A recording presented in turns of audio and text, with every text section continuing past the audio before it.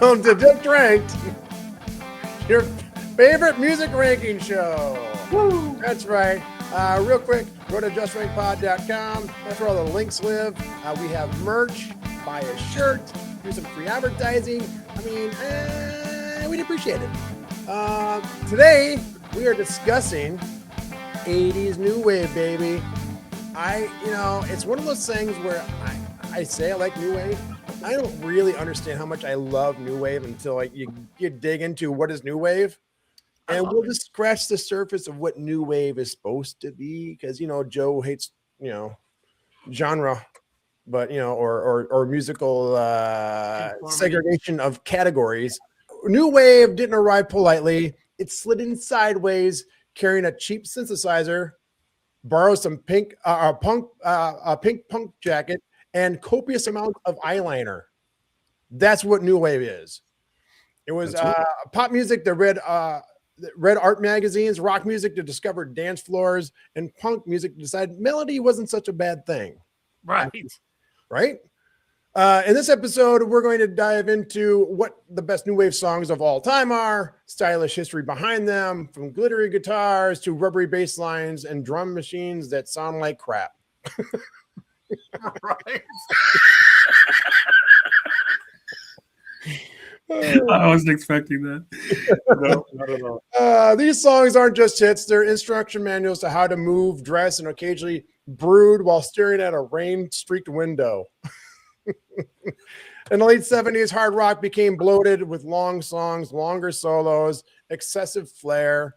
It was about money. Bigger was better. Punk cut through all the excess with speed and attitude, but not everyone wanted the chaos. Some bands wanted to keep punk's energy while embracing melody, irony, art, black. Right. The early new wave bands included, but not exclusive to, The Police, Talking Heads, Elvis Costello, Blondie, The Cars, to name a few. And then the early to mid 80s, keyboards kind of took over with the synthesizer with like OMD and Human League, Depeche Mode, Tears for Fears, Duran Duran, Gary Newman. They all changed the genre and the musical landscape forever. So what is new wave? Well, Jimmy's going to tell you what it is because he's leading off today. Oh my goodness. Well, new wave was the OG emo. Yes. So yeah, no, so this list, when we talked about when Dink and I kind of threw it together to propose to you guys, we're like, yeah, this is gonna be great. Yeah. Don't get me wrong, it was great. It was fun. I listened to so many artists. Yeah. I'll give you an example. I have a buddy on another podcast, 1,000 Greatest Misses. He owns a record shop, Cheap Kiss Records. Great ad for you. Didn't pay for it. You're welcome, Chris. So when I was talking to him about it, because he's really into that power pop, into the new wave kind of stuff like that, and I was kind of picking his brain a little bit and talking to him a little bit, and he offered this book. This is not an ad or a paid subscription or anything, but he offered this book from Trouser Press called The Guide to New Wave. He goes, yeah, you can swing by and grab my my Guide to New Wave. And I hadn't heard of it. And I'm like, no, I don't have enough time because we're recording on Sunday, blah, blah, blah. Today's Sunday. So I looked it up and it's really cool. Trouser Press is really, really kind of a cool thing. But anyway, going into new wave, there's so many different levels of new wave. What did I do? No, I'm just thinking of Trouser Press. And I know. I knew you guys were going to bite on that one. And I knew right when we all started kind of laughing to ourselves, Jimmy, like, what did I do? Sorry, buddy. No, it's all right. It's all right. So anyway, back to my original point is like I originally thought of like 4 or 5 bands as new wave. And then I started doing research and there was bands that they were including that was a new wave. It was throwing me off a bit. So I kind of did an amalgamation of what I thought was pure and true synth new wave and into some of the progression of new wave. So I have 4 songs. I'm going to start with number 4. Now, number 4, I reached out to the lead singer, Mike Score, which he humbly avoided me. So I have no insight from Mike's score. Mike's score is he's no Lisa Coleman. So right, exactly. I was so jealous of you when you did that. I wanted to do it twice. So, right, exactly. So Mike Score is the lead singer of Flock of Seagulls. I'm not going to mention their other songs, but this is a hit song for them, but a little more obscure, and I absolutely adore it. It's from their second album, 1984. The song is called "The More You Live, the More You Love." Wow. I love this song so much. You guys know it? I kind of. Yeah, Okay. I think I know it. Obviously, I know their big one. Yeah. And that album. Too, yeah. I don't want to name This them. isn't the same album, right? This It's is the second album. The other two big songs were from the first album. Yeah. Okay. Yeah. The video was filmed. It's at the Giant's Causeway in Northern England or Northern Ireland. Sorry, they're like standing on the precipice of these rocks, and the waves breaking water, breaking against the rocks, and it's kind of sweet. It's kind of calm. It's early 80s video. This I think I said 1984. There's not a lot of information. So what I'm going to say is, ready for this? I'm going to read to you what I texted him, and this will be fun. Okay. Give me 1 second. I'm sorry. I should have been more. Good afternoon. My name is Jimmy Dillon, and I have a small little podcast about ranking music. We're recording 80s New Wave this Sunday. I was wondering if you had any fun info about The More You Live, the More You Love. There isn't a lot of information about this song, and I would love to see what you may have to say about it. If anything else, thank you for this song and have a great day. I can't believe he didn't respond, but he did look at it. I see that he saw it. Oh, that's even worse. Yeah, so I got totally beat down. Yeah. You got depressed. Right? So instead of having a lot of reference information, I am going to talk about Flock of Seagulls and the meaning. Are you guys ready for this? Yeah, sure. Yeah. It's literally a group of birds. Literally? No, or if you think of it spiritually, it can represent freedom, survival, hope, the fear of being swept away, or a group of three guys with crazy haircuts. That's it. That's my notes. Oh, that's great. It's literally a group of birds. Is that the scientific word? Yeah, exactly. Shithawks, if you will. Shithawk, yeah. So I adore this song. I've always loved this song. I know it's a little more obscure, but 80s New Wave, a lot of the stuff is going to be a little obscure. Yeah. And I wanted to stay away from those two other songs, which you guys may have, so I don't want to name the songs.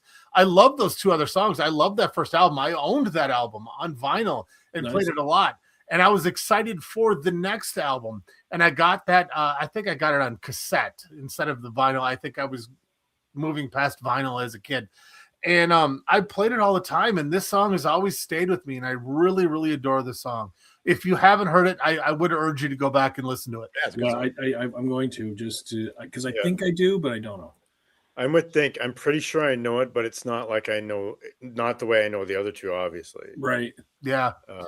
Well, you guys, viewers, if you don't know the song, listen to the audio version of the podcast. You'll hear the song. Right.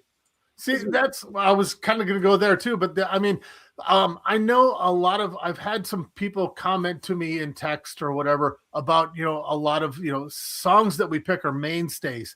It's really hard to pick an obscure song on a show like this where nobody knows about it, so you can't converse about it. Right. There's been several times where I want to pick some just completely random song that I love, but it's hard to talk about. So I went a little obscure on this.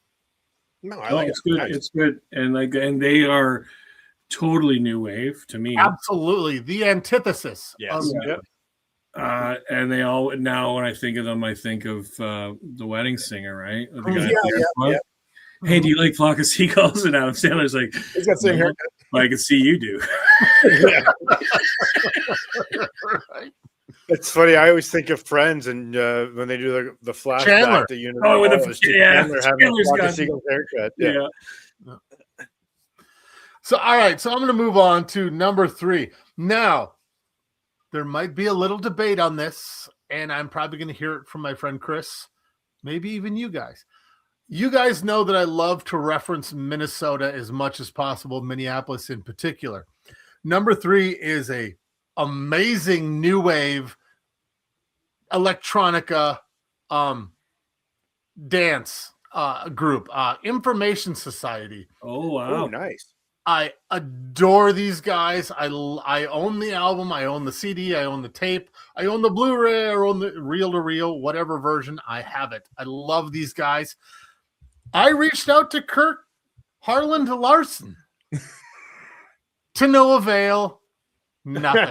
No insight. The same pretty much text that I reached out to him with. Can I just say this without kicking a dead horse? Does that just show you how cool Lisa and Coleman is? I mean, it's Oh, it really does. It really bring it back to Prince. Well, you're going to bring it back anyway. I'm not bringing back Prince. I'm bringing back Lisa Coleman. Yeah. So yeah, the song is "Walking Away" from 1988. Oh. I know it's just outside of that new wave realm, but they are a new wave band that turned They totally into are. electronica and dance. But they are clearly new wave, and if you listen to that first album, Because say, absolutely new wave. if you just change the date of release of that album and just say Right. that album is 83, 84, you're like, of course, that's new wave. It's that album is Yeah. new wave. Yeah. And do you know what? I won't I say agree. this, but one of their songs was really close to making my list. But my only saving grace was I knew you'd have at least one of their songs on this list. Okay, maybe two. That's why I said at least one. I said at least one. You know me too well. Did we do samesies? Oh, we didn't. Oh, I'm sorry. samesies. I already got 2 songs in, so samesies. You guys. All right.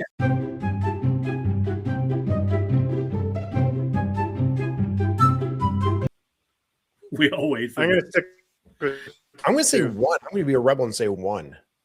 Chris is saying 2. Dink. I'm going to say 2. I'm going to go safe with 2. You're the lone wolf tonight, Joe. That's okay. I'm used to it. Right. So some information about Information Society.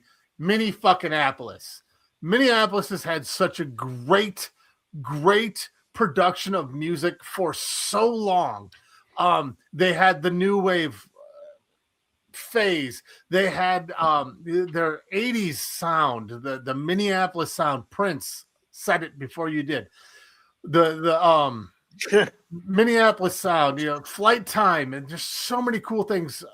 The punk scene with Soul Asylum and Husker Du. I And was just gonna say the late 80's, early 90's, Babes in Toyland, Liz Phair, the Replacements. Just so many cool things came out of Minneapolis. So I love Minneapolis. I'm so proud to be a Minnesotan, even in this world that's going on in Minneapolis. I love Minneapolis.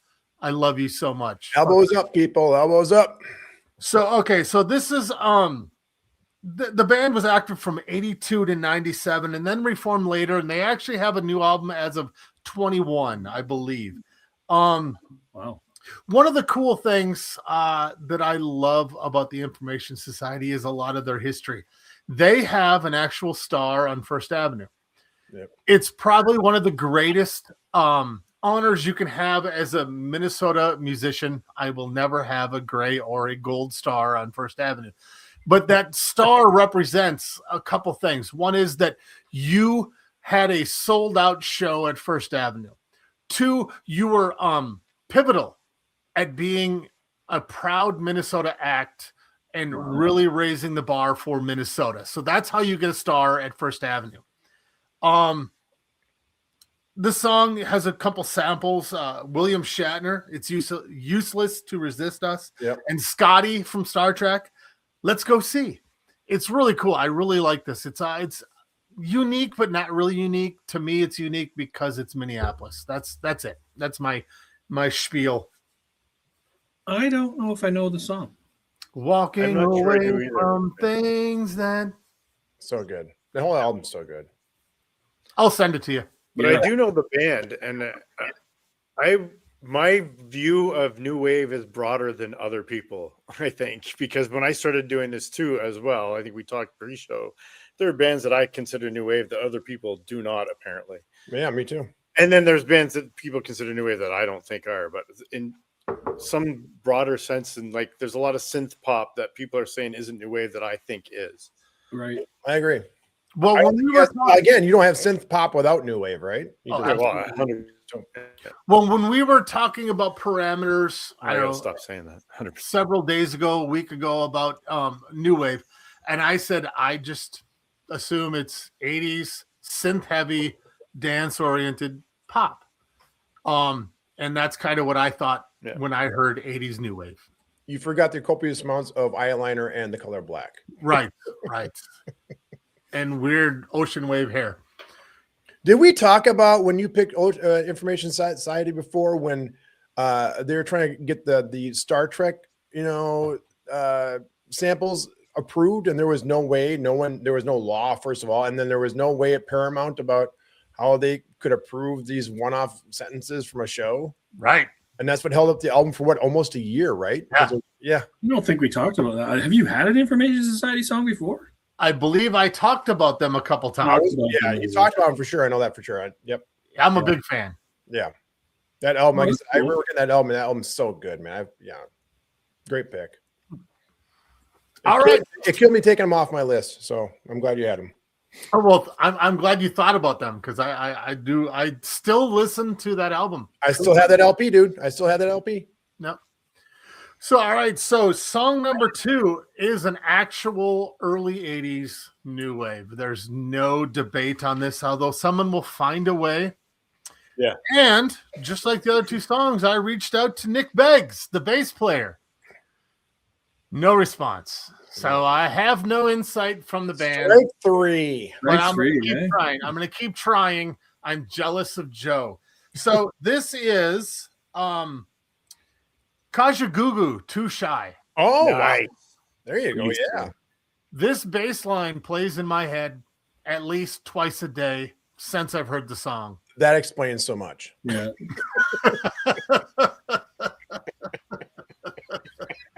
I don't know what the hell that means, but it works. Jimmy said, You're like, hush, fuck. Right? oh, it's so good though, it really is. Yeah, this is I actually love the song. I've always loved the song. And actually, it's hard to believe, but the song gets better and better the more it ages. Yeah. Agreed. And I mean, I was a huge fan the first time I heard it, and now I love it even more. And I searched this song out. If I want to hear something bassy and something really kind of cool, I'll search out Duran Duran, and I'll search out Kajagoogoo. What's cool is, like, in the very beginning, you hear kind of him saying a couple little things. That was him warming up to record, and they kept it in. I love that. Nice. Shit. I love when bands do that stuff. I really do. So that's really cool. It was referred to as an iconic opening vocal, but it was just him kind of warming up to the first verse that he was going to say. What else? Lamal, the singer, he described this song as an antique vase, increasing in value over time due to its enduring popularity and connection to personal memories. Wow. I could tell you so many memories of having the song being played and where I was, what we were doing. We were playing kickball with the boombox playing, and this was on the radio. Just so many things. VH1 ranked it number 9 of 100 greatest songs of the 80s. Oh, Huh? I thought you were going to say new wave songs. Holy shit, that's pretty high. That's really high, but 06, VH1 again ranked it number 27 of the greatest. Number 9 of the greatest 100 one-hit wonders. One-hit wonders. Okay, so yeah. okay. And then VH1 again rated it number 27 of 100 greatest songs of the 80s. Wow. 27 is still high. But That's it's still that's very high. I can think of 27 Prince songs. I mean, I knew you were going to say that.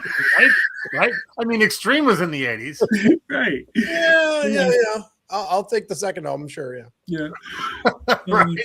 Yeah. I mean, so far I have 2 old, 1 new, or newer. So I'm going to stick with that. And number 1 is from 1988. Again, just passed 4 minutes, 33 seconds of Pure Energy. I want to know what you're thinking. Oh, it is that. I for sure I thought this is the song you'd have. So Yes. yeah. I love this song. So fucking good, dude. It's so good. Yeah. Oh, it's playing in my head now. Holy crap! Right? That's all you need to say is just the Spock saying Right. those words. That's it. You know. Pure energy. So yes, this is a dance-oriented electronica song, but if you listen to it, that is new wave. Oh yeah. It is totally Absolutely. That was where they started, and that's where they kind of finished the 80s out. They kind of changed their sound up a little bit as they entered the 90s, more into electronica, more into the dance that, you know, Dink and Chris probably know a little more of than I would. Yeah. But so there's some cool things. The album was released in April of 1988. By January of 89, it was already certified as gold. Number 3, U.S. Cash Box. Number 1, U.S. Hot Dance. Number 2, Canada RPM. Number 1, U.S. Hot Dance. Number 3, U.S. Billboard Hot 100 for 25 weeks.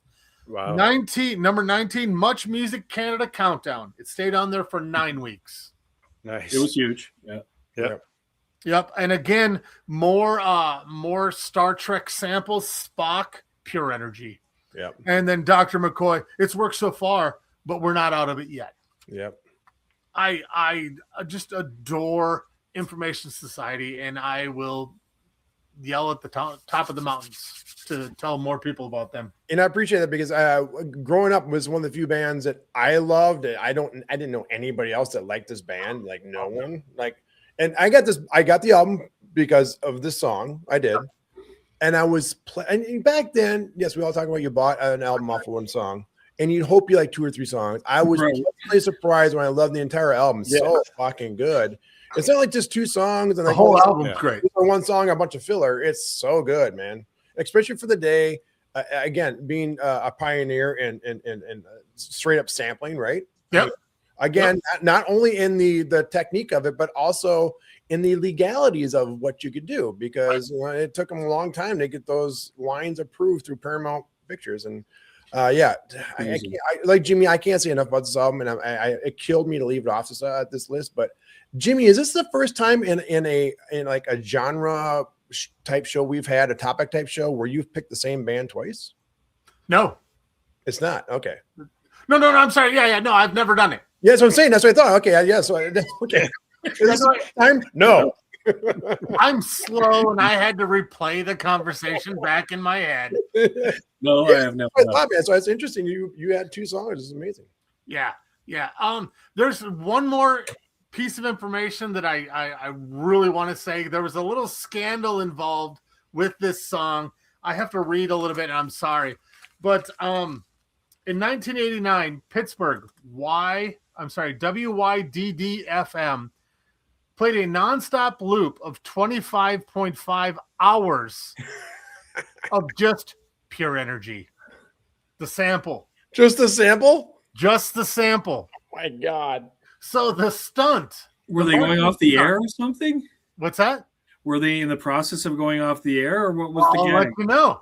Yeah. So the marketing stunt wanna know. for listeners to call emergency services concerned about some calamity that may have happened to the DJs. The stunt was for a format switch to a news station, WNRJ. Oh, We were just trying to draw some attention to energy. We never dreamed it would go this far. So it's just kind of funny. Growing up, Joe and I had 2 different radio stations that went off the air and changed formats. One was an AM station that played The End of the World as We Know It. And there was another one, the rock station. I can't remember what the song they played, but it caused just calamity, just to quote that little verse. So Yeah, when 93 the X became the Edge, they went from hard rock to alternative rock. that's what it was. They played The End of the World as We Know It by REM for 2 days straight. 2 days. I think it was in the entire weekend or whatever. Yeah. So, yeah. So that's my list. I love Minneapolis. I love everyone in Minneapolis. I love you. Stay that's a strong. good list, man. That's a good list. Yeah, great list, man. Again, I think we're going to find out with everyone's picks how broad this topic is, really. It really is. Because 2 Cool. from 88. 2 from 88. I told you a little older, a little newer, and Yeah. I mean that's my list. Chris, what do you got? Tell us what's on your mind. I want to know what you're thinking. All right. Why are you running away? So I did leave a couple of bands off. I'm not going to name them. We're probably going to do them other times. And I'm not really. Are they new wave? Yes, but no. I don't know. I do have 2 bands on here. I'm sure we've talked about one of them before. They're Canadian. One had an international hit, and that was really their only hit, actually. But I don't know how popular it was really in the U.S. But anyways, I'm going to kick it off with my number 4 is The Spoons' "Romantic Traffic." Wow. You've nice. talked about the Spoons before. Yes, you have. Right? And I thought maybe Dink might have The Spoons, but I know he likes a different song, so I wasn't going to bring that one up. We'll But I have love to that wait song. and see. Yes. Tease, if you will. So the Spoons are a band from Burlington, Ontario, which is just outside Toronto, between Toronto and Niagara Falls.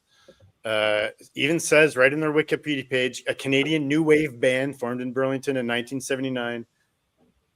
Several chart hits between 82 and 89, and in 83 they were nominated for Most Promising Group of the Year at the Juno Awards. So the song "Romantic Traffic" was actually originally done for a soundtrack for a short film called "Listen to the City," which I've never seen. You guys don't know the song, so I'm guessing you don't know the song. But the video was heavily played on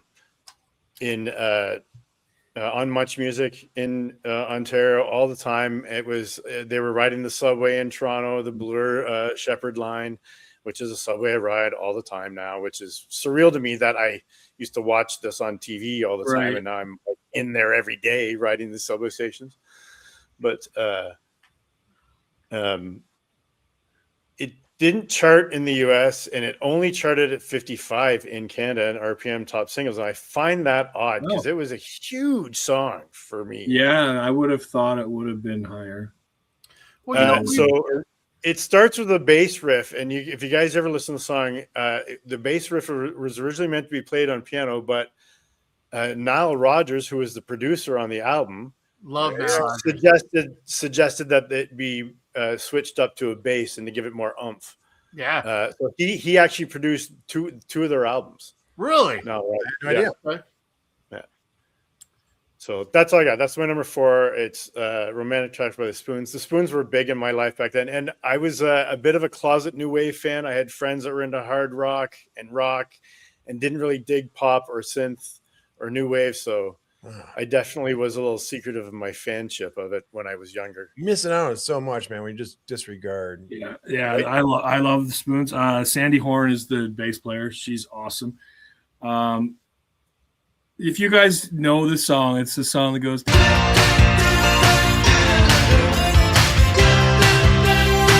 sure we probably know it.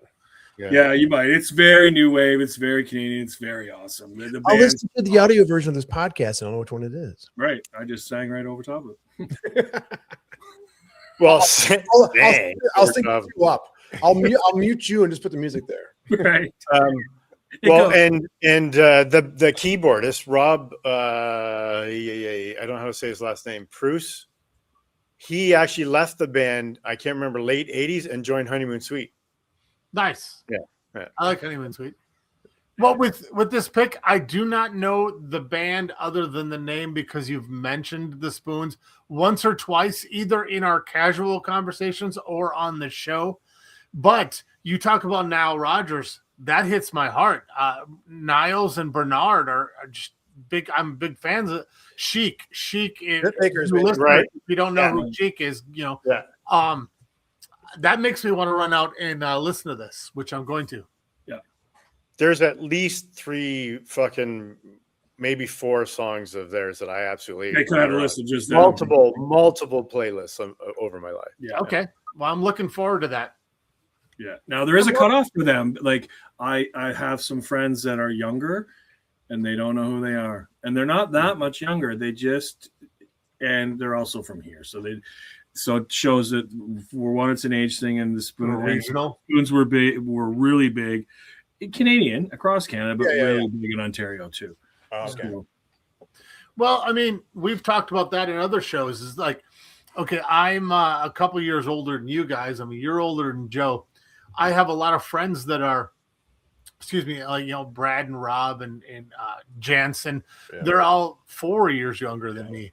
And they kind of missed some of the stuff that I know about, right. but they're also bigger into the stuff that I missed. Right. So or there is just a telling bit of an age gap. Yeah. It's No, these guys were big. These guys were really big when I was a kid. Like you said, Chris, like overkill for almost with their videos, right? They got a ton of play, video hits, and much music. Well, and part of their drop off was in the research. It was in '85 they dropped their record label, and they had some lawsuits and issues trying to get a new record label and leaving their old contract, and then that kind of diminished like album times. Like, sure, yeah. Back then some bands were doing 2 albums a year, and then right.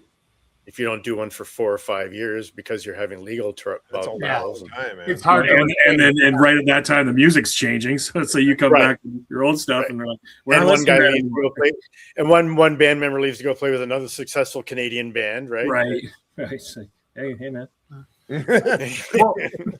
Well, real quick. Recently, I got a text from a friend asking me what CanCon is. Can you guys just briefly explain what CanCon is? Why we keep saying it?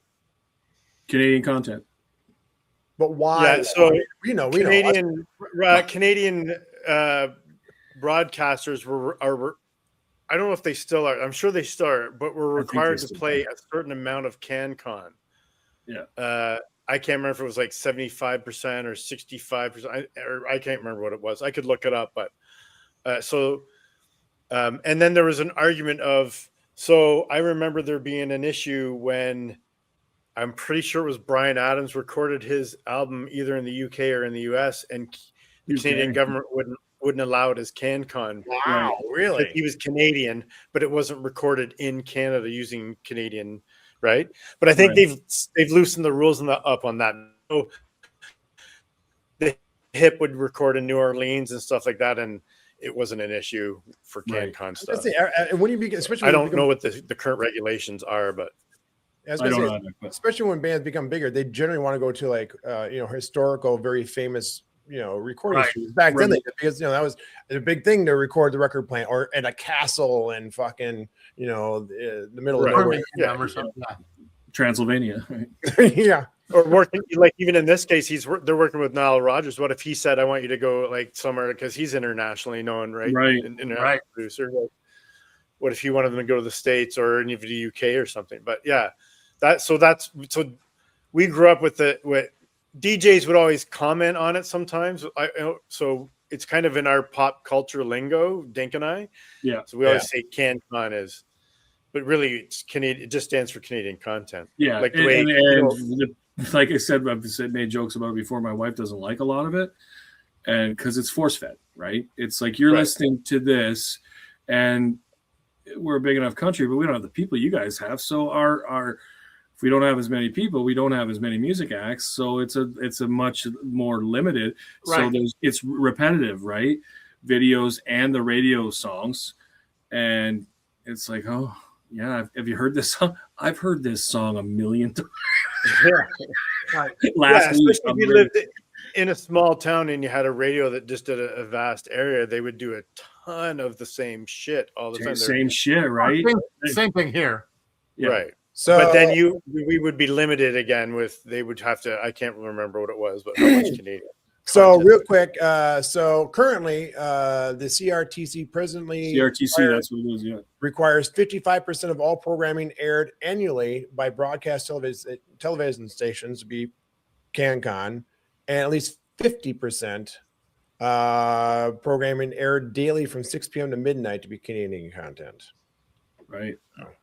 I didn't mean to derail your segment. No, it's an honest question.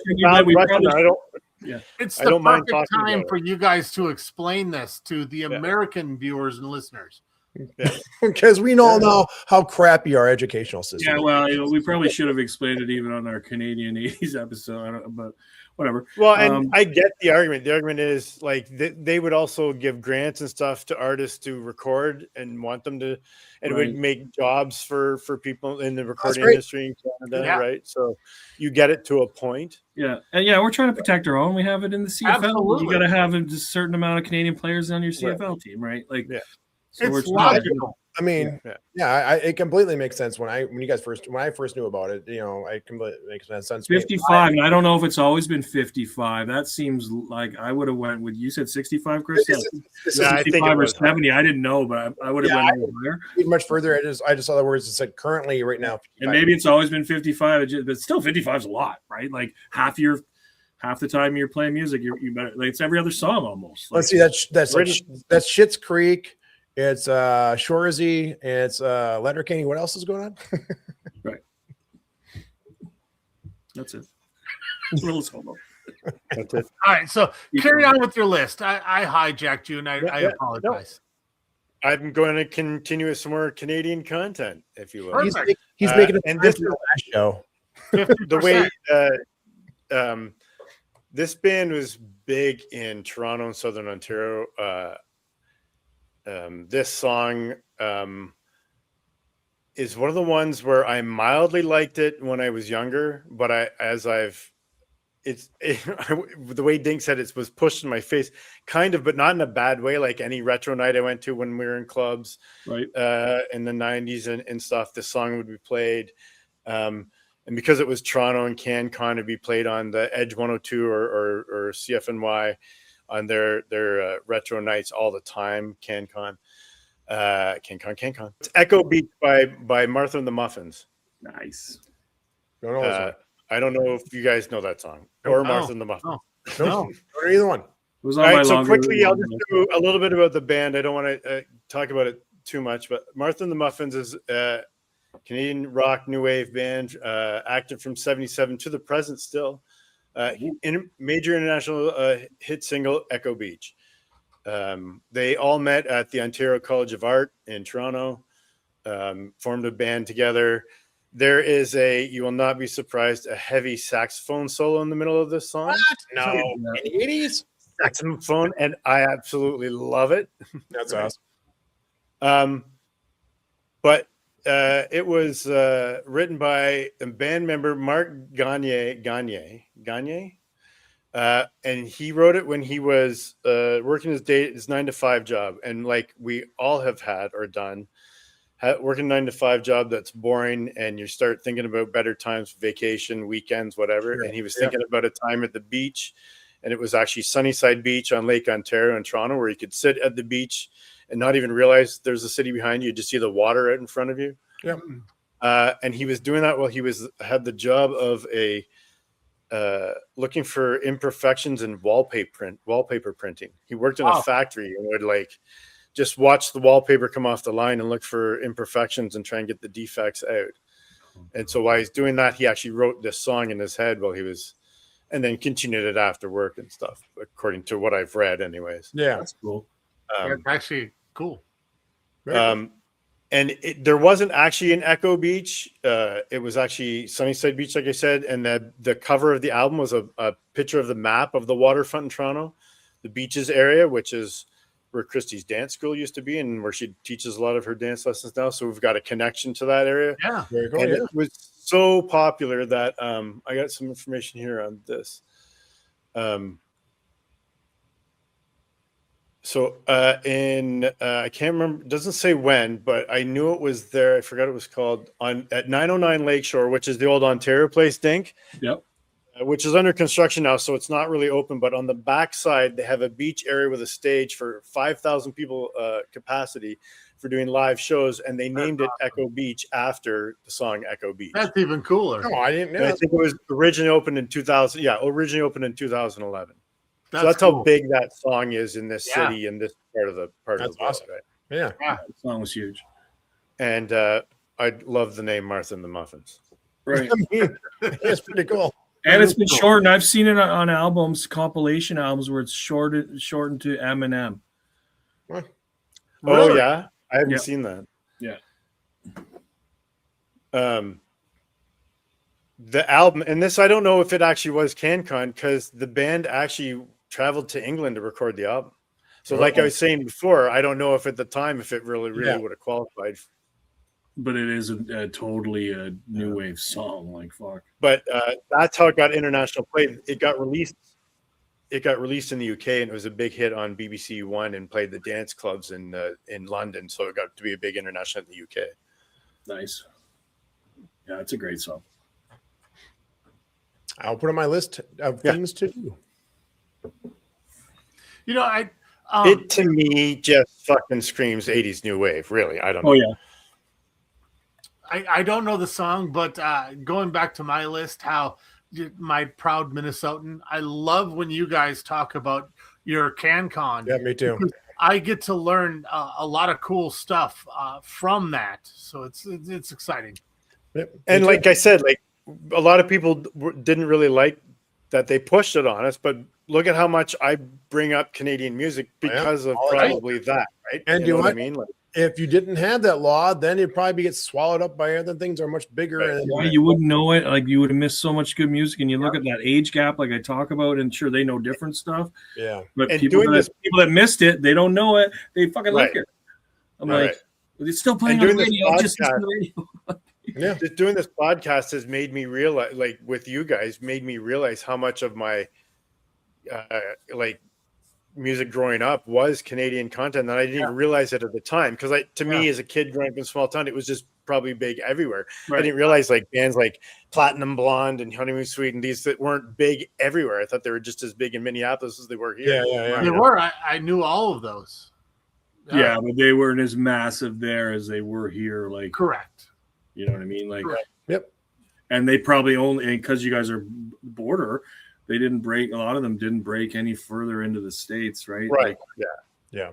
Well, Dink, they had limited success in Buffalo and stuff too, right? You always hear about them having. Well, in Buffalo is like right on the border. Yeah. Basically Canada. Yeah, it gets the air. Like I've had people from Buffalo say that I've met that they grew up listening to Edge 102 because they get it across the lake, especially at night. Right. Yeah. Also, Martha and the Muffins toured with bands like the Spoons. That was one of the other things that they would do festivals, but they would also do towns. I remember them. I didn't go, but they played like the Bracebridge Arena or the Gravenhurst Arena, I think it was. So they were out there in the small towns, and yeah. That's fucking awesome. No, it's a good pick. I love new shit. I'll be looking at that later. Well, I go from the new shit to what I consider a classic. I'm just going to jump right into it. It's Small Town Boy by the Bronski Beat. I knew you were going to have this. Fuck. You've talked about that several times. Yeah. So Small Town Boys by, it says synth pop band Bronski Beat, which, okay. It is definitely a new wave song, but I love his voice. It is fucking amazing in the song. I love that high pitch, falsetto. When it's done right, man, it just, like Jimmy said, goose pimples on my legs, like just fucking. And it goes so well with the synth, that his voice. And again, that video played so much on Much Music. Excuse me, MTV probably in the States, and I knew, so I don't know that I knew that it was about gay rights or about him coming out to his family when I first saw it, but I knew there was a deeper meaning to that video. You know what I mean, though? Yeah. But you could tell the video is so well done. Well, that's awesome. I like that. I like that subplot to the song. I like that. Right. Still a big gay rights activist song now. And it's getting a little bit killed here. I don't know if you guys have anything like it in the States, but it's playing on a commercial here in the background. That will hurt a song if you like it. It started to hurt a little bit, but it not enough to persuade me from keeping it off my list right now. Right. Chart wise, Billboard Hot 100 only hit 48, but in the dance club play, it was number 1. Hot dance music maxi singles number 4. Number 1 in the Netherlands, Dutch, Canada number 9, Belgium number 1. That's a Big big hit. song. Yeah. Yeah. And I think it's still, like we said, it's still going today, right? Yeah. Even without the commercial, it's still a banger. Right. That's my number 2. Good pick. Nice pick. And my number 1, I don't think is a surprise either. I've talked about before. I may have even picked this before. I don't know, and I've talked about it, the cover that I liked, even though I necessarily didn't like the band that did it. But it's My Life by Talk Talk.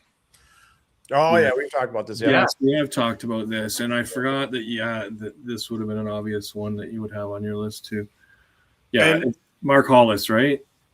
Yes. Yeah, his fucking voice is so good. Yeah, so good. It's funny. You have talked about this because I didn't know the name by choice And or by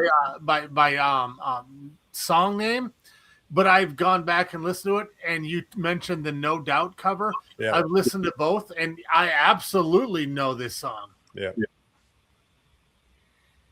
Yeah. And the No Doubt cover is good, and it is probably my favorite No Doubt song. I'm not a huge No Doubt fan. I really don't like It is my favorite No solo Doubt stuff. Yeah, I agree. It's my favorite No Doubt song. It is, yeah, right. But this version, again, I remember the video playing, and I'm going to bring this around for Joe a little bit here. The video for this, there's 2 versions of this video. The first one was directed by Tim Pope. Tim Pope has done a bunch of other movies and videos. And when he came to America, he actually produced a video for Wendy and Lisa. Oh, wow. Right. nice. As well as he did a bunch of other stuff too. And he also produced The Crow 2. What was that? Fucking Angel something. Angel. Oh, City of yeah. Angels. I'll have But to he mention. was how he got to the States was Neil Young invited him to come in and do a video for his song Wanderin'. Really? And then he ended up doing videos for Hall & Oates, Iggy Pop, Wendy, and Lisa. Well, I'll have to message Lisa Coleman and ask her. Yeah, you should. Now you're showing off. Yeah. Well, why don't you get Jimmy to send her a message? I got her and say, speed dial. Right. Yeah, exactly. So because it wasn't a Prince song or a Wendy and Lisa song, I wonder if he knew there was a tie-in to Talk Talk and Tim Pope in the video. And There you go. He directed their most well-known song. Their biggest hit was Waterfall. So yeah, okay. Yep. Yeah. that's cool. Great song, though. Fucking great song. And I'm kind of with you. Like, Gwen's acquired taste, her solo or the No Doubt stuff, even. Like, so you're right. It is definitely one of their best songs. It's not even their song, but it's a good version. Yeah, it is. Because it's a great song. Like, Well, again, and he just passed away, right? Song, right? Yes, 2019. Yeah, I knew it was sometime in the last. Well, I was going to say last year. Yeah, whatever, 6-7 years. What I would give for your memory. No shit. I'm Well, I looking didn't get the year right. I'm now going to be mad later. I didn't get the year right. I was thinking it was like last 2023 or last year. Right. Small victory, dude. Well, the last 5 to 7 to 9 to 10 years are. Well, I think 2020 and half of 2021 being gone screws up everyone. Totally fucks everything up, right? Right. Yeah, good pick, good list. Solid. I'm loving this already, man. We already have. Yeah, I don't have a lot of notes on it, so I just love that song. Again, it's one of those, for me, nostalgia songs. And it's like the vocals just hit for me with these new wave songs. It's just the fucking singers. I just admire their voices. You know what I mean? Like, yeah, jealous, I'm totally with you, and they go so well with the style of music, right? Yeah. Where if sometimes if it's too synthy, I'm like, but then the other instruments or the vocals is carrying it. Because if it was too synthy and the vocals were questionable, I'd be like, the song is fucking too much. I can't handle it. Yeah, and I had some other songs that were competing, but they were new wave bands that, like, I don't know if I said this before, new wave bands, but the songs were later and they weren't necessarily new wave because they had changed. They had moved out of the genre, yeah. Right, but they still had the same voice. You know what I mean? Right. It still had Yeah. and it still worked, even though it was more like a guitar rock pop, if you want to pop. Yeah, exactly. Or an 80s alt. Right. Right. Yeah. Yeah. Anyways, that's my list. Dink, Oh, it's me. It's me. off to you. Okay, Blurries. Hey guys, couldn't see you. Okay. I don't really have a disclaimer, but I will say I'm like Chris. I left some bands off, some pioneers in the genre, and some well-known questions of whether they are or they aren't. Like these bands we're talking about that moved out of it but started there. And if we were to do a show on them, I totally didn't touch them. So, well, it's because there's a ton of one-hit wonders in this genre too. I found There is, yeah. Massive amounts, yeah. right. So that's good, right? So you could get some of the one-hit wonders into play, or some secondary hits by a band that you know is new wave. But anyway, my number 4 is Haircut 100. Love Plus One is the name of the song. Does anyone know it? No, the haircut part sounds familiar. Okay, so if I said, and it's probably playing now on the audio version, but if I said, yeah, yeah, yeah, yeah, yeah, yeah, yeah, yeah, yeah, yeah, yeah, yeah, yeah, yeah, song does that. Very distinct sound, right? Like, and you could do if you know the song but didn't know the title of it, and somebody did that, you'd be like, oh yeah, I know that fucking song. So you guys don't know the song. I'm writing it down. And before I get into any of the who cares bullshit about the song, very importantly in this song, the guy's voice is awesome. Important. There is a marimba in this song. I love that. Yeah, so that's a cousin to the xylophone, right? And just a better instrument, I would say, or a percussion instrument, right? But that plays heavy in the song between the yeah, yeah, yeah, yeah, and that, and the guy's overall voice. And the guy is Nick Haywood, is the lead singer's name. Just a really, really cool song. Very, very new wave. Released in 82. Reached the UK top 10. Yeah, that's there. I have a bunch of stuff about the instruments because there wasn't a ton of notes on it. I wrote down this fun little tidbit that after leaving Haircut 100, Nick Hayward, the singer, launched a solo career. Had some mild the name. Had some mild hits. Whistle Down the Wind is one of his mid-'80s songs. But the band itself all met in art school, and they were known for their preppy sweater-wearing look, or nice guy image for new wave. But yeah, he went on and did his own thing, and the band kind of dismantled, and that was so they didn't have a long career. Okay. But this was their big track. Yeah, their breakthrough. Yeah. Nice. That's it. Perfect. That's my number 4. I will check that out. Nothing to add. I will move into my number 3. My number 3 is a band that falls into that. They were new wave, and then they just kind of went on and were less new wavy. And some people don't consider them new wave, but if you look, they are new wave, and this song is new wave, and this band is XTC, and this song is Senses Working Overtime. Nice. So that's a standout track from English Settlement, their 82 album. Yeah, everybody knows this song, I think, right? Yeah. Charted well, reaching number 10 on the UK charts, but didn't really chart here in North America, which I found kind of weird. Weird. The song has multiple sections and tempo changes, which is kind of cool. Andy Partridge is the singer who wrote the song. They stopped touring after 82, which is kind of weird, right? But they went on making albums. They right up into 06, but they didn't tour after 82 because Andy Partridge had crippling stage fright, the singer. Okay. So they still made music. Now, I wasn't listening to XT. If they made music from 82 into 06 in 1994, if someone said, hey, have you heard the new XTC? I'd be like the band from when we were kids, Senses Working Overtime, and Dear God, they have a new album. So I wasn't I wasn't listening to them. Yeah. That's kind of all I have for my notes. I have a bunch of other blurbage that when they did stop touring, the guitarist went on to do session work stuff, right? Because he could still record with the band. and have a side gig, Yeah, right? totally. So he worked with Porcupine Tree and Peter Gabriel and a bunch of other stuff, right? And the singer, when he had free time, he was like a big toy advocate or toy collector, and so he came up with a music related card game called the Dukes of Stratosphere. So that was kind of neat for like useless information. But yeah, that's it. Senses Working Overtime. I love this song. Put it on a t-shirt. Yeah. Well, We to be have. fair, they did an album in 92 and an album in 99 and an album in 2000. So they didn't do a lot right after. Okay, so not a lot, right? Because they were all doing their own thing, but they would get back together, put some songs out. We're not touring for that album, right? So no one knew. Right? I know of XTC not by their music, but as of quotations of how many bands they inspired to become what they were.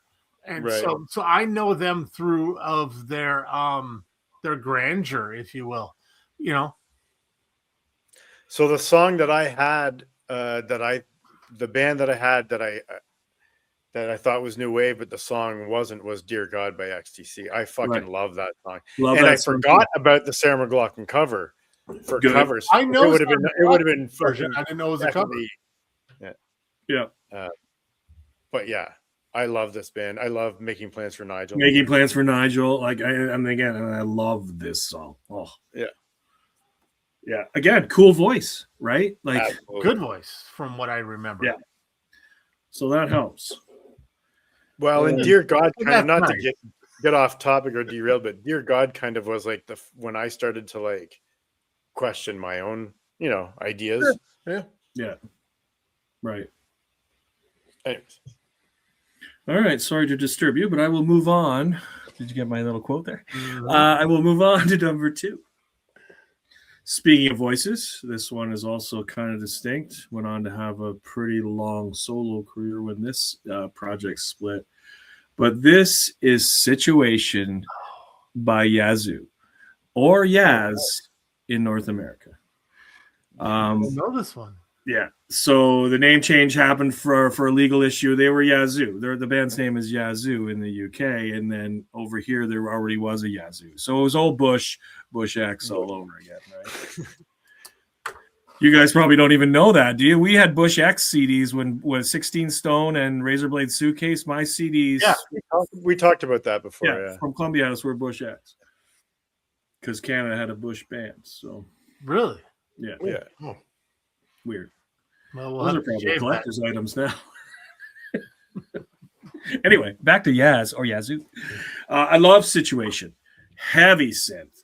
It was initially a B-side, and then when it was remixed in the U.S., topped the Billboard Hot Dance Club play chart, another one of your 17 million charts. Right? And like I said, heavy synth, driven by Vince Clarke, who is the synth player in this, I don't want to say band, but I guess it is a band group, right? They're a duo. Duo almost. Yeah, it's just him and Allison, right? Allison is the singer. But Vince Clarke is a founding member of Depeche Mode, right? Was on Speak and Spell, was part of the synths on Just Can't Get Enough. And then, so early, one album, left Depeche Mode, started this, did this for an album, maybe 2. Definitely this album, Upstairs at Eric's.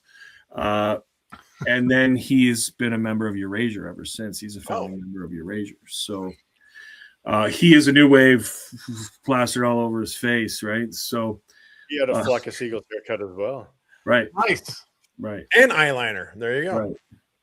But Alison Moyette's soulful, powerful vocals give it an emotional feel. And like she's gone on to have a long solo career. Her voice is an acquired taste because it's a little bit deeper, right? The infectious laugh at the beginning of the song and 3/4 of the way through is her laugh. But there's just something about this song. It's always stayed with me since I heard it when I was younger. I love this song. And if you're at a retro night, and I don't go to bars or clubs anymore, but back in the day when you would hear this, back when we were going regularly and it was all that 90s Euro dance that was new, And if they played old school or retro stuff and they put this on, I was like, oh yes. You know what I mean? Like, Yeah. And I would still do that because I love this song. So that's it. Good pick, man. Yeah, we have a very diverse. We're all over the place, eh? I mean, Yeah. we have no samesies, right? None. I was just gonna say that. Yeah. I remember this band, but I didn't like until you brought it up. And wasn't the biggest fan, but I did like Erasure. Right. And so he's been part of Depeche Mode, this, and Erasure. That's pretty cool. Well, yeah. Yeah.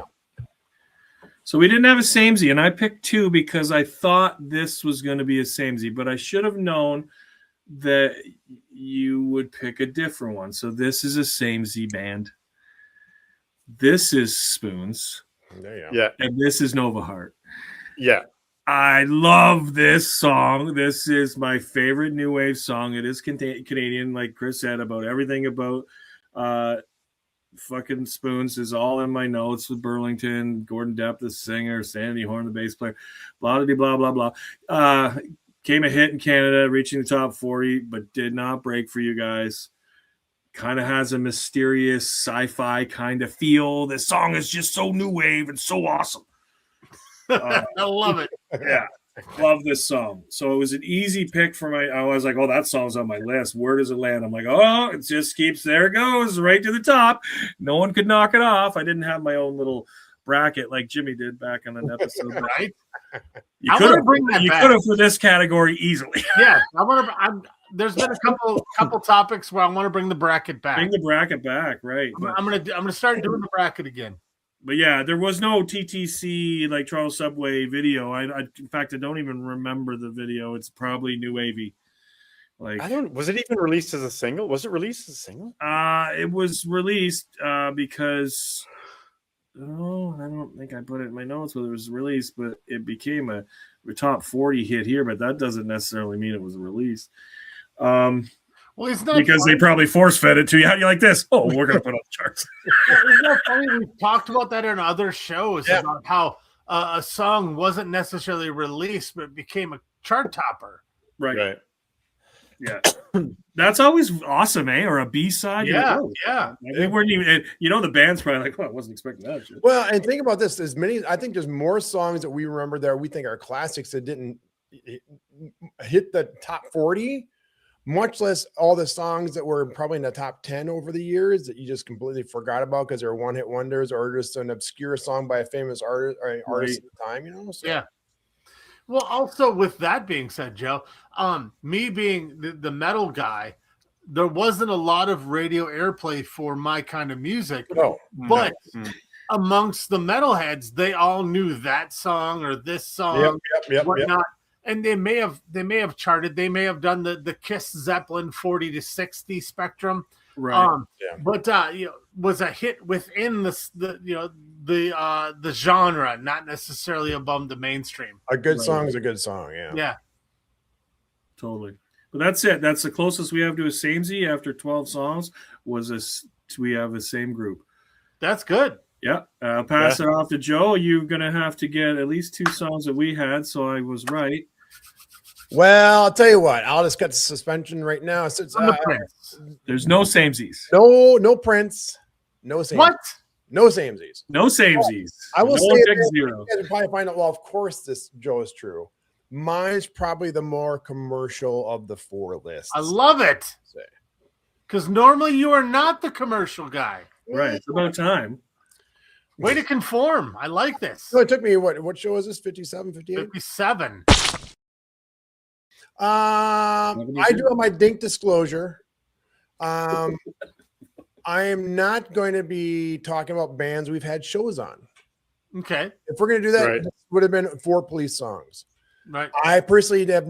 I know they've always been considered new wave. I never considered Police new wave. Me neither. Me I either. consider the Police, or pop rock. I don't know what you want to call it, but whatever. Right? I'm also not going to pick songs by bands we've already talked about because again, this is a unique opportunity to talk about songs and bands you won't be able to talk about otherwise. Right. That being said, I love these 4 fucking songs, and I'm very fucking happy with my fucking list. So fuck Wow. Yeah, that goes against I hate my list. What was that? you. 90? Yeah, what was it? 90? What I year was hate that? my list. I hate my list. I hate my list. Right. Yeah, that was not a good list. Not bad for 50 some odd shows, right? So, my number 4, I knew was going to be on my list because this band is considered new wave. They're kind of on the cusp of the early days of new wave, but also started bringing in synth with the guitar.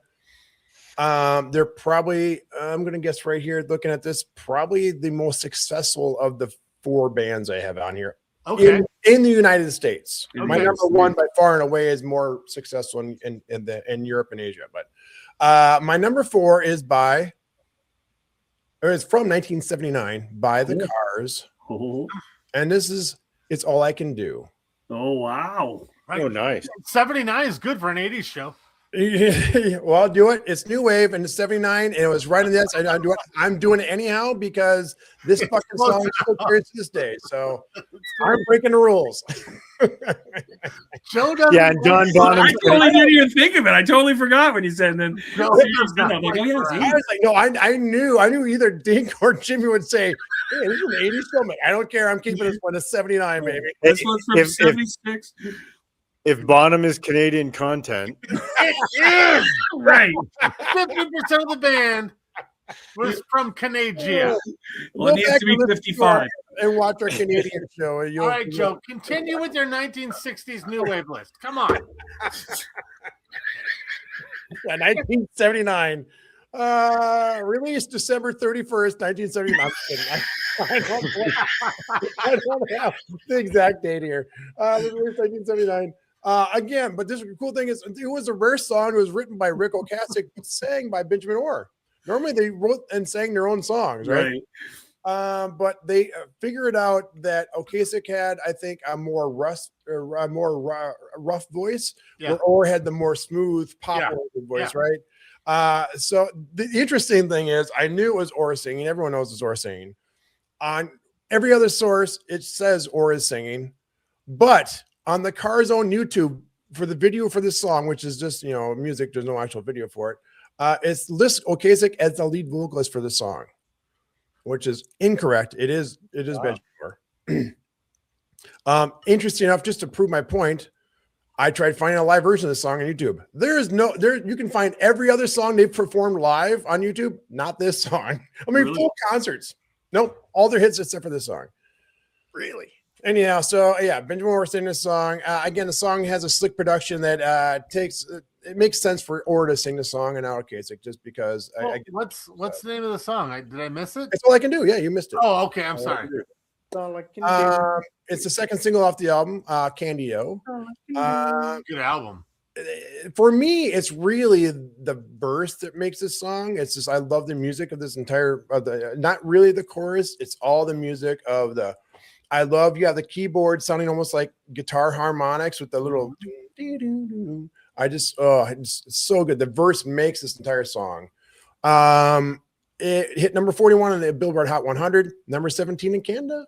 So, it was written by, the producer Roy Thomas Baker deserves credit here because he's known for bombastic stuff with Queen.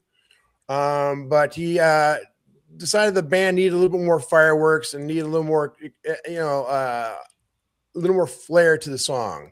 So he started adding those layers of the keyboards on top to kind of fulfill the song and make it a little bit more bigger. So I like that. Like I said, the verse makes it for me. The keyboards, which I always, for the longest time when I was a young kid, I was like, is that guitar? It's not. It's keyboards playing those harmonic type sounds. But that's my number 4. It's All I Can Do by the Cars. A band I don't think we've really talked about. No, you've talked about them with like Nuno having his seminars. Yep. But I mean, the Cars from, I guess, my childhood, there was a good 3 or 4 years where the Cars were just a prereq, Yeah. They were going to be played, this is during Pac-Man Fever and all that stuff. You'd go to the video arcade and she's magic would be playing. Love the Cars. Yeah. roller skating, they'd be Absolutely. playing the car. You might think, or Yeah. Yep. right, yeah. Shake it. Yeah, and again, and Nuno wasn't wrong when saying Benjamin Orr was a great guitarist for what he did, because he had 8 bars to get a melody in and a guitar a hook you could remember.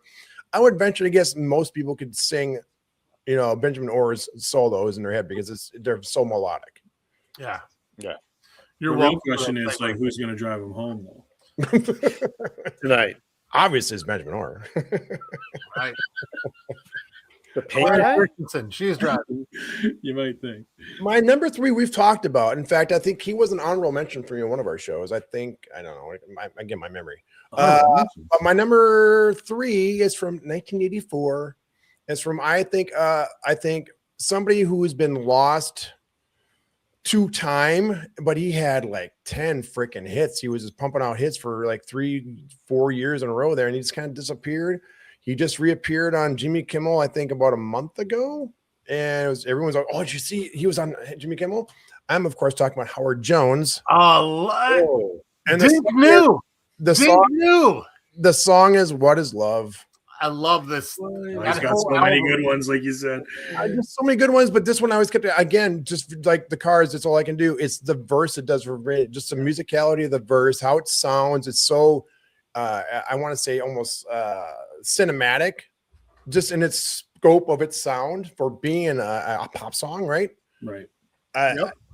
For me, it's totally the verse that makes this, because I knew Howard Jones was going to be in my list. I had to narrow it down to which song it was, because he has so many good fucking songs. And I think he's, like I said, of his genre, I think he's not, I won't say a genius because I don't want to throw that, but he's an absolute pro in writing new wave music. Just amazing, right? And I think lost to time, unfortunately, because and as soon as you said that, I knew who you were talking about. Yeah. You said the time frame and the amount of hits. Started smiling and shaking his head, so he knew. This album is amazing. This is Dream into Action, right? Yeah. It's just actually off his first album, Humans Lib. Oh, yeah.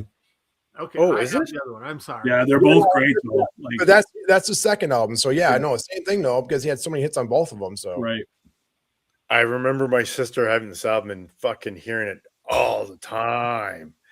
Love this. Love how I saw him in concert at Eden Fest with. Of course you did. That's awesome. On a fucking bill with Porno for Pyros and 7 Mary 3. It was fucking bizarre, but it was awesome. Awesome. He came here, I think. Love and Rockets, Howard Jones, 7 Mary 3. Oh, it was amazing. That was great lineup. He really good. Like, you forget about him. You're right, Joe. He doesn't get his due, I don't think, right? He had so many. It's not like he had 1 or 2 songs and he just disappeared. You guys had like 10 freaking hits in the US, and he had more in Europe. Right. But he came here, I think, last year at First Ave, and we were out of town and just could not make it work. Because I gotta see him. I gotta see him. He's gonna come here again. And plus, he was at First Avenue, which is legendary in Minneapolis. I couldn't make it. But goddamn, I would love to see Howard Jones live. So that would be such a good show now. Probably better now. Not only because of our age, but his age and just the intimacy versus in the heavy new wave when it would be a bigger venue. Also production values now versus 1982 or whatever that was. Well, but just him and a piano would be fucking way. And just seeing him on Kimmel, man, he sounded great. Oh, I mean, it's not like he needed a big vocal range for his music, right? But he still sounds great for being. I should probably know, but he's got to be in his late 60s, early 70s, right? So yeah. The fact that anybody can, I think it's also too, I think it gets lost on people when an artist is that old, when they start getting their late 60s, 70s. You have so many artists now that still can actually do it. I'm not talking about David Lee Roth, stuff like that. I'm talking about artists who can still really sing in their 60s and 70s. And people forgetting how hard that is to do when you're young, much less when you're older. Oh. I don't care if it took, if it's a limited vocal range or you have a wide band of ranges for your vocalosity, but if you can still do it in your 70s, dude. Right. He's going to be 71 in February 23rd. 71. Wow. He does not look 70, dude. Does not look 70. Yeah. I recently saw an interview with him in his, what he calls his tinkering lab. Oh, yeah. And this lab is literally just at wall-to-wall keyboards and, electronic gadgetry. Oh, I'm sure. And it's just so cool. He was talking about things that he designed and built that changed the music face. Right. And he did like him and Thomas Dolby. I don't know if you have another song coming up, but him and Thomas Dolby changed the electronic keyboard Yes. era of music going forward. Oh, sorry to laugh, but as soon as you said that, because before you said it, when you're like, he's got all these keyboards, all gadgetry or whatever, I was like, was Thomas in my head? I was like, was Thomas Dolby? Yeah, me too. I was doing the same thing. I almost said it out loud Because when I think of keyboards, exactly the same. and I think of one, I think of the other, not because their music sounds the same, because they did so much with hardware. Right. That back then they were making their own keyboards and shit. It's something you don't. That's beyond being able to write a good pop song, right? Right. I mean, that's amazing. Yeah. So it's funny that you brought him up, because when I think of one, I literally do think of the other. Exactly. Me too. I do as well. You know what else this song brought us? Vocalosity and gadgetry. I was like, where the fuck are you guys talking about? Sorry, we're speaking American over here. Yeah. No, that was awesome. I was like, No, normally American it's like one sentence. Single. I'm like, blah, blah, blah. Blah blah. Great pick. Great. Okay, I want to go back. Love To, Howard Jones. I want to go back to what Chris had said too about not knowing or thinking a song is new wave, and everyone else saying no. I will say this is not an honorable mention, but maybe it is good. But I'm the last one to go, so fuck you all. Right. For my entire life, I've always considered the Smiths new wave. Yeah. Like we discussed pre-show. If the Police are new wave, how are the Smiths not new wave? But anyhow, apparently everywhere I looked, everyone said no.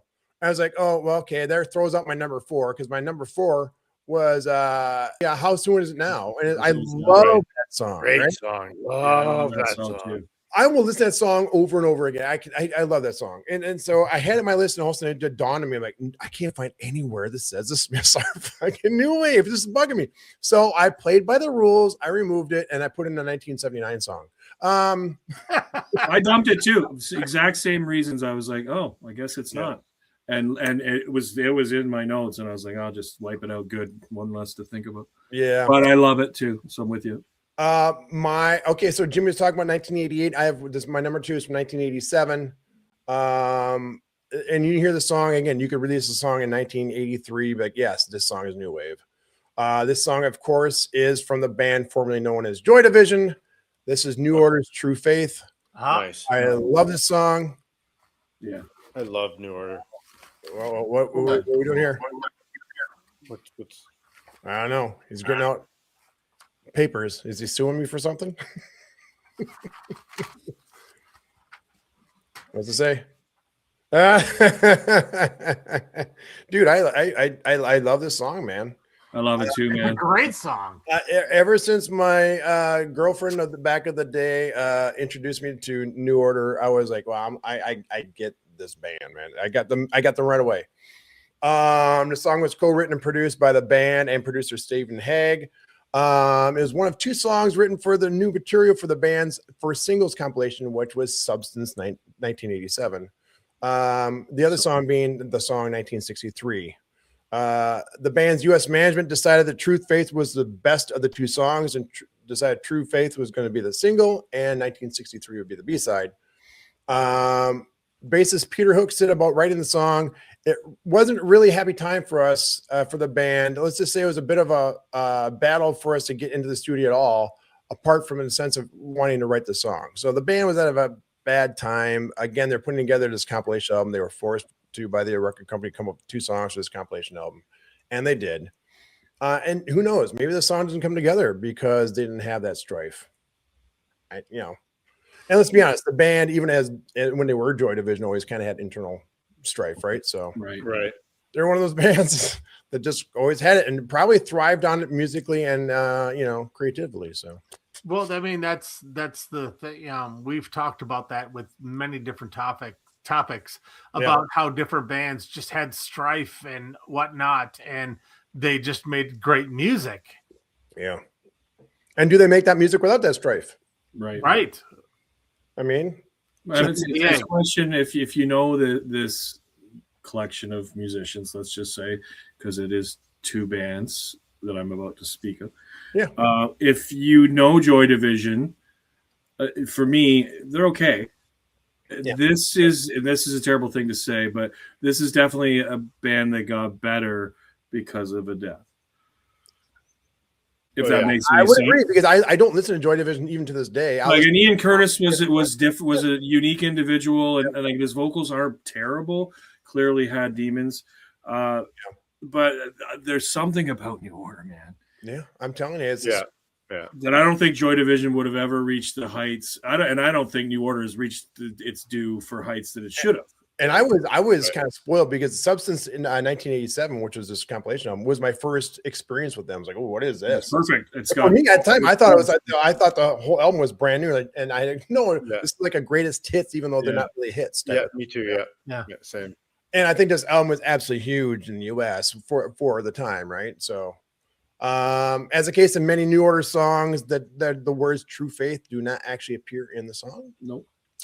I kind of like that when bands do that, because I want to know then what the title means. You know, sometimes it doesn't mean anything. Sometimes it means a certain subject. Who knows, right? I thought this is cool. The in the first verse, or in the second verse rather, where they actually sang, they wanted to sing, "Now that we've grown up together, they're all taking drugs with me." Producer Stephen Hagg convinced the band to change it because said this song will not be played on U.S. radio if you're referencing drugs. Right. So they changed the last lyric to "They're afraid to what they see." So yeah, it's probably a good thing, because especially how conservative the U.S. was at that time, especially on the radio. Well, don't mention drugs. Right. No one's doing them. No one's doing it. Just say no. Just say no. Johnny Fever got fired for saying booger. Oh, that's right. Yeah, booger. That's right. But for me, the hard-hitting drums obviously is the driving force of the song, right? The drum machine. But for me, the focus is really on the vocal melody, and the lyrics. I mean, to me, like I said, this was my True Faith was my first door open to New Order. So it's like I was like, here you go, and the song is not even like one of their most popular songs, but for me, it's my favorite song by them. Right. Yeah.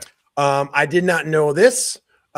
George Michael covered this song in 2011 to support the charity fund Comic Relief, where in the UK it charted at number 27. It got kind of lambasted, and I love George Michael. Mm-hmm. It's not good. It's slow. It doesn't really use the vocal melody that much. It's really slow, where it's kind of like droning, like, oh, this is really. And he uses a vocoder on his vocals too, so you really can't. It doesn't sound like George Michael. It's really weird. Wow. He stood behind a song and wanted to be different. I get it, cool, whatever. I don't like for it. I don't like it really at all. I will say this: we talked about in our best covers episode about the soundtrack for The Last of Us 2. One of my best covers was one of those songs. This song is actually done on that soundtrack and in the video game Last of Us 2. Really? Sung again by Ashley Johnson, who's just a voice actress, not a singer, and acoustic guitar with Chris Rondola playing acoustic guitar. It's just her voice again and his guitar, and it's slow. And it's haunting, but they use the same vocal melodies. It's very slow. It's very haunting. It's just her vocals and acoustic guitar, and it's fucking chilling. I gotta check that out, man. I'm getting goosebumps in my legs right now, because as much as I love the original, this version takes it a different way, where it sounds more personal. It takes away the big bombastic parts of the song, right? The lyrics are good, man. For a personal song, the lyrics are really cool. The melody is great too, right? Yeah. And she sings, and I guess it's not too slow. It's slow, perfect for what they're doing. It's so good. So check it out if you can. It's on YouTube. It's obviously on the streaming service. But so that's my number 2. New Order's True Faith. Do you guys have anything? I have lots. One thing really quick. I came to the New Order party late with Republic and Regret. Oh, yeah. So good. Yeah, that I bought that CD here and that song, and I played that CD nonstop for 2 or 3 months. I love that album, Republic. Now, did I go backwards? I didn't, but I can appreciate the talent based on what I know of them. Yeah, true. It's funny to me when I think of New Order and the Femmes, Violent Femmes, and Depeche Mode. All of those bands were opened my eyes to like by females, my sister or an ex-girlfriend, a high school girlfriend, or something like that. It wasn't another buddy or something. Wasn't a buddy, right? No, you're right. Same thing. Yep. Anyways, that's all. That's weird. No, that's weird. I just when you said that, I was like, yeah, that same thing exactly for me, especially with the Violent Femmes and New Order. There's probably more I'm just not thinking of, but Oh, yeah, there's for sure. definitely more. Yeah. Okay, so I will say New Order is definitely one of the bands I left off the list. I just didn't name them because I'm glad I didn't because you had them. Me too. This song with you. This is their best song. I think this song would have been on this list for me. I fucking love this song. Truly love this song. Yep. I really, really like this band, this group. I think they should be in the Rock and Roll Hall of Fame if you're going to let all this hip hop in, which I like. But if you're gonna expand it from the traditional what everyone thinks is rock and wants to change it to the Music Hall of Fame, put fucking New Order in there. Put In Excess in the fucking Rock and Roll Hall of Fame. Past due, man. New Order should be in there, and they can go in with Joy Division as a collective, right? As an honor to Ian, or just go in as New Order. I don't give a fuck, but they should be in there. They are not pioneers, but there's just something about them. I love Bernard. They took everything that was great with the genre and just made it better. And right. You know, If they're not pioneers, Joy Division is. Yeah, the Joy Division is right. Right. Right. Yeah. So that's that. I love Substance as well. I knew it was a best of. It was so cool. I'd like to have that on a T-shirt. Like I said, I love Bernard's voice. Yeah, that's pretty much it. There was something else I was going to say, but it doesn't matter. Fucking great pick, man. Thank you. Yeah, because I wanted this on my list, but I'm like, no, I'm leaving them out, and I can't even until you do your last one. Give it to the top 40, dude. You'll take it. No, I'm glad New Order made it because, to me, like if you're going to have Yaz and you're going to have other artists that are Martha and the Muffins, right, that style, and the New Order's fucking. I mean, they have the best band names here in this list. right? I mean, going to this list, I knew my top four. I knew it was going to be these three songs. Well, the Smith song I left out eventually, and a Howard Jones song, right? Right. Same thing with my number one. My number one's not going to try to surprise anybody because I've talked about this duo before. I love these two gentlemen as probably as much as they love each other. I'm of course talking about 1985's Pet Shop Boys, West End Girls. Knew it was coming. It's off their album Please, which is technically their first LP. So good. I'm going to be honest with you though, and just not going to surprise, especially Jimmy. I could have picked any song off this album. It could have been Western Girls. It could have been Opportunities. It could have been Suburbia. Right. It could have been Violence. I mean, it was Violence for a little bit. I'm like, oh, am I going to talk about a song no one knows? Because that's probably it's like Western Girls and Violence, my two favorite songs on the album. But I was like, okay, let's talk about the one that's kind of the anthem for that entire album because, and that's what I was saying earlier. And this song is got a really cool freaking storied past, man. It was released twice. And by released twice, I mean recorded two separate times.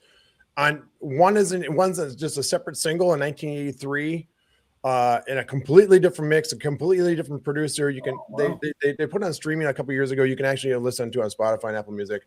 It's called West End Girls in 1983. And it's same vocal melody, but the music's completely different. It's I want to say it's slightly faster. It's 120 beats per minute, which is pretty standard for radio, right? 120 beats per minute is kind of the standard. The newer version everyone knows off the album Please, the 85 version is a little slicker, production's better. It's slightly slower at 115 beats per minute. So, and it adds kind of that, I think that mysteriousness that first, especially that first Pet Shop Boys album has with their sound, right? It's got kind of a mysterious sound to it. Song was obviously written by Neil Tennant and Chris Lowe, the duo that is Pet Shop Boys. Like I said, it was released twice as a single, first being in 1983. So I'm picking the 1985 version, but real quick, 1983, the first version of the song was produced by Bobby Orlando. It sounds like some kind of like lounge singer. Right? And Don. Yeah, Bobby Orlando and Don. Like the cruise ship entertainment for the fucking cocktail lounge. It was released on Columbia Records, Bobcat Records imprint in April 1984 in the UK, becoming a club hit and an underground hit in the United States. I had never heard it before until a few years ago. And then the 83 version hit number 11 in UK and top 40 in many other European countries. But the 85 version that everyone knows, they signed a contract in 1985 with EMI Records for an actual record contract. The song was re-recorded with producer Stephen Hague for their first studio album, Please. In October 1985, the new version was released, reaching number 1 in the United Kingdom and number 1 in the United States. Nice. Yeah, it was a huge song. Huge. Yeah, it was. Yeah, obviously being their first hit, their first single went to right number 1, and then went number 1 in Canada, number 1 in UK, and number 1 in many other countries. Is more than 10. So, the lyrics are inspired by T.S. Eliot's poem "The Wasteland." Okay. Like I said, I could have picked any song out some, but I mean, for me, it's always been West End Girls. It's got that mysteriousness, and like I said, it's the anthem for this album. So that's my number 1. Pet Shop Boys' West End Girls. Well, the keyboards in this are just very haunting. Yeah. And the 83 version is not at all. I mean, it's you're like, oh. It's not bad. It's just like it wasn't the great, it wasn't the gem that is the 85 version. So that song was so big, and like everybody, didn't matter what kind of music you listen to, everybody knew that song. Yep. And if you haven't heard it in a while, if you don't seek it out and then you hear it, you're like dum dum dum dum dum dum. It's so good. So good. It like a lot. It almost got a little overkill factor there for a while. I'm like, all right, we're hearing this a lot. Right. And my sister's playing this. The video got played a lot. Radio play was big. Yeah. When you talk about how it crosses over, my brother was just pure metal, and he loved this song. Right. Another song from that time period that he loved was that "Send Me an Angel" song. Oh, so, nice. Those two songs he played all of the time. And you think it's got to cross over, right? If it's going to hit number 1 right out of the gate, right? I mean, imagine that your first single being a duo from the UK. The original version was just a European release, kind of an underground hit in the United States, and you re-record the entire song and it goes straight to number 1. That's right. Originally, it was old wave.